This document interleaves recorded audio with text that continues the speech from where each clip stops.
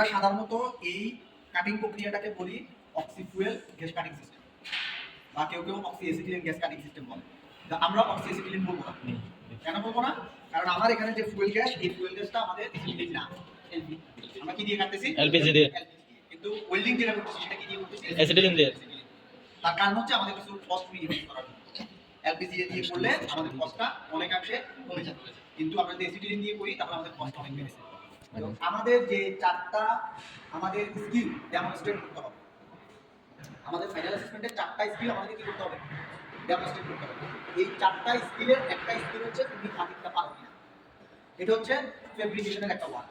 অর্থাৎ তুমি একজন ওয়েল্ডার হওয়ার আগে তোমাকে ফেব্রিকেশনের কাজটা যদি আমি যদি ভালোভাবে না বুঝি, আমি যদি মেটাল কাটতে না পারি, আমি যদি ঠিকভাবে বেভেলটা তৈরি করতে না পারি, আমি ঠিকভাবে যদি আমার বেভেল অ্যাঙ্গেলটা রাখতে না পারি, ঠিকভাবে যদি স্পেস তৈরি করতে না পারি, তাহলে আমি কোনোদিন ভালো একজন ওয়েল্ডার হতে পারবো না।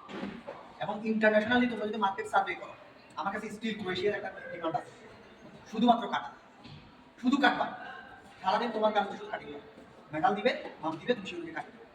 তাহলে এটা হচ্ছে এমন একটা স্কিল যেটা দিয়ে তুমি তোমার প্রফেশন সিলেক্ট করতে পারো, তুমি তোমার প্রফেশন সিলেক্ট করতে পারো। আমি কি কথা বুঝতে পারছি? এখন আমার একটা নজেল, একটা কাটিং নজেল হাতে ধরাই দিল, আমি সেখানে প্রেসারটা সিলেক্ট করে দিল বা দেখাই দিল, প্রেসার অনুযায়ী 80 ডিগ্রি কাটলাম, তার মানে আমি কাটা ম্যান হয়ে গেছি, তাই না? না স্যার, সেটা একটু তোমাকে বুঝতে হবে যে এটা ডেপথটা কতটুকু, এটা ব্যাপৃতিটা কতটুকু। এটার যদি ব্যাপৃতি না থাকতো, ইউরোপের মতো একটা কান্ট্রির মধ্যে 1000-1200 ইউরো দিয়ে শুধুমাত্র কাটা ম্যান জীবন দিয়ে দিত।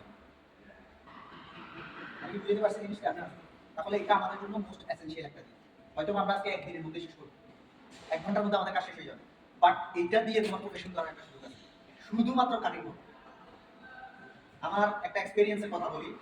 আমি 2007 সালে যখন আমার ইন্ডাস্ট্রিয়াল অ্যাটাচমেন্ট চলে, আমি Chittagong dried up created industrial attachment নিয়েছি। আমার এই survey industrial attachment dried up welding এর প্রতি যে আকাঙ্ক্ষা বা যে ইচ্ছা, সেখান থেকে কিন্তু জন্ম নেয়। তো আমাদেরকে বিভিন্ন ডিপার্টমেন্ট দেখানো, fabrication department, machine department, painting department, blasting department, বিভিন্ন ডিপার্টমেন্ট। একটা ডিপার্টমেন্টে আমরা একটু গেছি, একজন কাটার ম্যান সেখানের মধ্যে কাটিং করতেছে। তো এরকম প্রায় ধরো তোমার 18-20 মিলিমিটারের মতো মেটাল একটা এরকম ওনার পাশ দিয়ে রাখা, ওইভাবে পাশ দিয়ে রাখা, উনি এই পাশ দিয়ে কাটিং করতেছে। আমি এই মেটালটার মধ্যে আমি বলেছি যে দেখো এখানে একটা চুলের মতো ডিজাইন করে আছে, মেটালের মধ্যে ধরতে গেছে সাথে সাথে আমি ধরে দিয়েছি। তার কারণ এটা চুলের মতো না, এটা হচ্ছে তার কাটিং। কাটিংটা এত স্মুথ, মনে হচ্ছে একটা চুল পড়ে আছে মেটাল। আমি কি কথা বুঝতে পারছি? পরে সেই লোকটার সম্বন্ধে জানতে পারলাম ওনার 22 ইয়ার্স এক্সপেরিয়েন্স অন কাটিং, 22 বছর এক্সপেরিয়েন্স। তোমাদের কারো বয়সের থেকে বেশি, 22 বছর শুধু লোহা কাটে। ইভেন কি আমি যে সময় ওইখানে ইন্ডাস্ট্রিয়াল অ্যাটাচমেন্টে গেছি, সেই সময় আমার বয়সের থেকে ওনার কাটিং এক্সপেরিয়েন্স বেশি, কারণ আমারও তখন 22 বছর বয়স হয়নি। কথা আমি বুঝতে পারছি? এই হচ্ছে তাদের দক্ষতার বিষয়, তাদের জানার বিষয়। এখন সে একজন কাটার ম্যান, সে কাটে, তার মধ্যে আমার সাথে একটা ডিফারেন্স আছে। সে শুধু কাটতে পারে, কিন্তু এই কাটার ভিতরে যে মেকানিজমগুলো, যে জিনিসগুলো জানা উচিত, যে জিনিসগুলো না জানলেই নয়, এই জিনিসগুলোর মধ্যে একটু গ্যাপ আছে। আমরা চাই এই গ্যাপটা তৈরি করে দিই।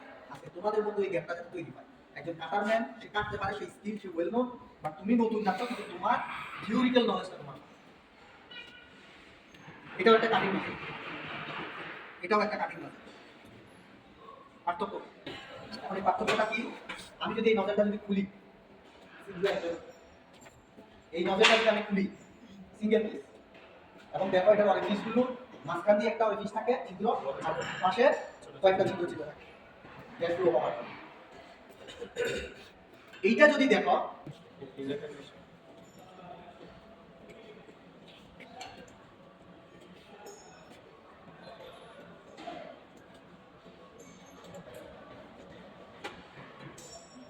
সেম জিনিস, টর্চের মধ্যে কোনো পার্থক্য নেই, জাস্ট পার্থক্যটা হচ্ছে আমার এই জায়গায় সিঙ্গেল পার্ট, সিঙ্গেল পার্ট না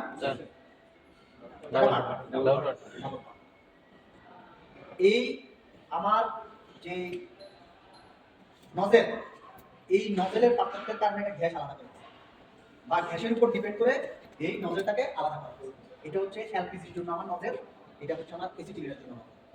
আমরা প্রায় জায়গায় এই কাজটা আমরা দেখি ভুল হয়, যে আমাদের ফিটিংসে আছে এসিটিলিনের নজেল, কিন্তু আমি কি করছি এলপিজি লাইন লাগাই দিয়েছি, সারা দিন চেষ্টা করলেও তুমি ভালো করতে পারবে ভাই, হবে না সেটা।